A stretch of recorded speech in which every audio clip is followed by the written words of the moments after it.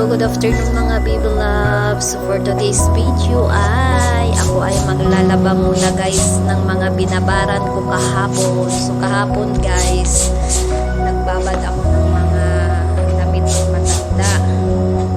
So, medyo marumi yung mga yan guys kasi alam niya naman pagka nagkakaedad na sa mga talagang matanda na inaabot na sila ng mga dumi sa mga shorts nila, sa mga panties nila. So, minsan doon na rin nakakaihi. So, pasintabi lang po muna sa mga kumakain dyan. So, sorry po. So, ayan, binabad ko yan siya kahapon guys. And then, nilinis ko na rin siya. Kaya, hindi na siya gaanong marumi kasi kinusot-kusot ko na rin yan siya kahapon habang bago ko siya binabad ko. So, ayan guys. Sana panoorin yung hanggang yung aking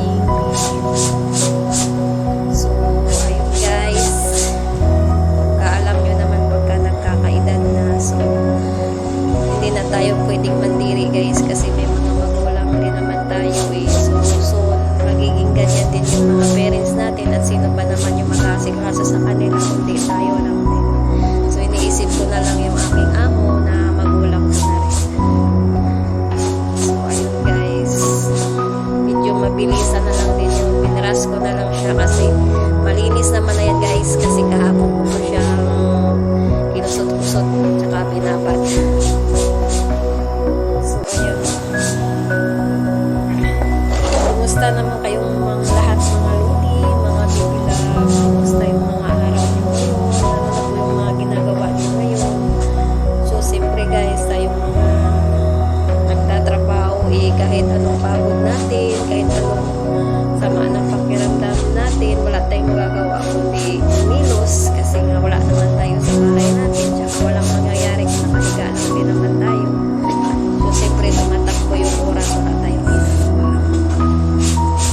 Medyo masakit yung aking tiyan at that time kasi hindi ko alam pabalik-balik ako sa CR. Sorry po ulit. So umaga medyo nasira na yung tiyan ko. So ayaw ko nga sanang maglaba ko so baka bumaho siya kasi naibabad ko na siya kahapon. So dyan ko na-notice talaga guys yung naglalaba ako na yung aking chinelas pala ay magkaiba. So chinelas ko na yan is pang bahay ko lang naman kaya okay lang. Never mind naman yan kasi hindi naman yan mahalaga. Yung mahalaga may nagagamit na rin ako. Kahit magkaiba na yung aking chinelas. So ayun guys, sana hindi kayo magsawa, sana tulungan nyo rin po ako na sana dumami yung aking viewers. So hindi ko na kailangan ng followers guys kasi ika nga sabi nila anin mo yung maraming followers kung ang baba naman ng viewers ko tulad ko, hindi man lang nangangalahati yung viewers ko sa aking followers. So sadya talagang gano'n na may mga tao na pagkaayaw sa'yo talagang ayaw nila sa'yo. Yung iba naman nakikang na-release na lang siguro.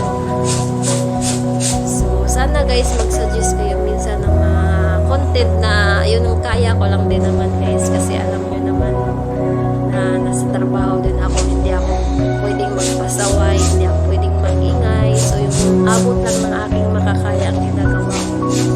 Tsaka ini-enjoy ko na lang din yung sarili ko sa mga ganitong paggawa ng mga video guys for intimacy content na rin. So hindi naman talaga ako totally na magaling sa mga ganito guys. So I try my best na hope mapasaya ko naman kayo minsan or although may maanuhan kayo sa akin guys.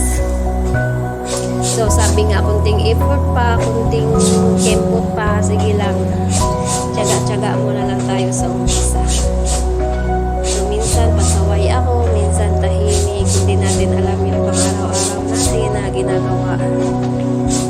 So sabi nga nila nakakapurin daw yung mga content ko, wala naman daw, hindi naman daw talagang ano yung mga content ko. Siyempre guys, isipin nyo naman na sa bahay lang ako, wala naman akong masyadong gamit sa mga paggagawa ng mga video.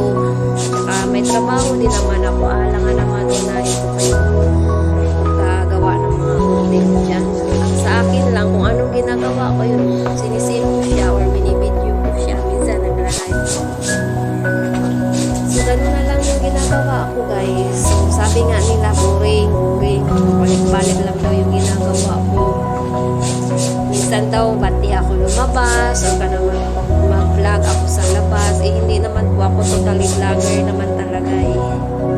So, nakikisabay na lang din ako sa pag-upload ng mga video. Nasa sa inyo naman yung mga viewers kung magustuhan nyo eh, hindi. Hindi naman ako namimilit eh. Kung sino lang din yung manonood ng aking mga video, thankful na din ako doon. So, ayun lang. Tsaka, ay, grabing init. Umulan kasi dito sa grid. And then, bigla na naman nawala. Sobrang panas sa kwarto, guys. Ano ba to? Kailan magdi-December ganito ang panahon? Napakainit. Instead na lalamig na siya kasi magdi-December na per months. So, ayun mga lodi, mga loads. Pa-subscribe na rin po pala ng aking YouTube. Sa mga gusto lang po ha. Wala po itong sa pilitan. At pwede nyo rin pong i-share yung aking mga video. At sana naman po ay tapusin nyo mula umpisa hanggang matapos yung aking video guys. Kasi nababawasan din po yung aking engagement. So, namumula na talaga yung aking dashboard. So, akala nyo guys no, sa mga vlogger dyan, akala nyo siguro na madali lang gumawa ng content. Hindi din po pero gumawa ng mga content. So, sa mga nakahapit talaga dyan sa mga dashboard nila, sa mga reels nila. Kasi minsan yung mga reels, ginagawa na rin hanap buhay ng mga tao. So, supportahan na lang natin yung isa't isa guys. So, kung may mga video na dumaan sa newsfeed nyo, panoorin nyo lang guys. Tapos mag-iwan kayo mga comment para naman makapag-engage kayo.